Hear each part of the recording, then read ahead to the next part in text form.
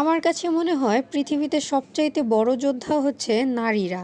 আর সেই নারীর সহযোদ্ধা হিসেবে যদি তার পাশে তার স্বামী থাকে তাহলে তার যুদ্ধের পথটা খুব তাড়াতাড়ি শেষ হয়। তবে সেই যুদ্ধের ময়দানে যদি তার স্বামী তার পাশে না থাকে তাহলে তার যুদ্ধটা যে কবে শেষ হয় সেটারই কোনো ঠিক নেই।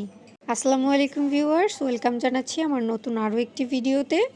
বরাবরের মতো আবারও আজকে আপনাদের সঙ্গে কিছু গল্প বা বকবক শেয়ার করব, আর সাথে শেয়ার করছি একটা খিচুড়ির রেসিপি।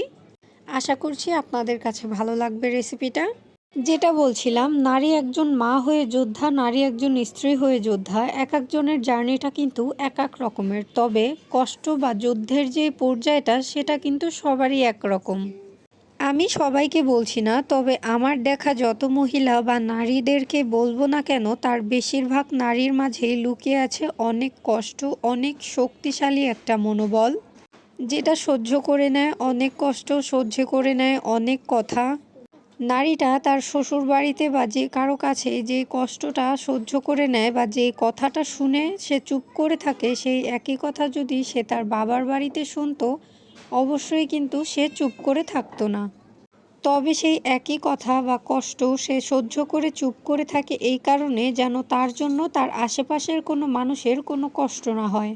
কজন এই জিনিসটা পারে বলুন, যে তার পাশের মানুষটার যেন কষ্ট না হয় এজন্য উনি সব কিছু সহ্য করে নেয়। এখন আমি কিছু কথা বলবো কিছু ভাইয়াদের উদ্দেশ্যে। প্লিজ আপনারা কথাগুলো মনোযোগ দিয়ে শুনবেন। জানি না কে কে শুনছেন বা শুনবেন কিনা। আপনার পাশে যে স্ত্রী বা অর্ধাঙ্গিনী যেটাই বলেন না কেন, যেই মানুষটা আছে যে আপনার জন্য বা আপনার সন্তানের জন্য মুখ বুজে এত কষ্ট সহ্য করে, প্লিজ আপনিও তার একটু সাপোর্ট করবেন। তাই বলে আমি এটা বলছি না যে আপনি আপনার স্ত্রীর জন্য আপনার পরিবারের সঙ্গে লড়াই করুন।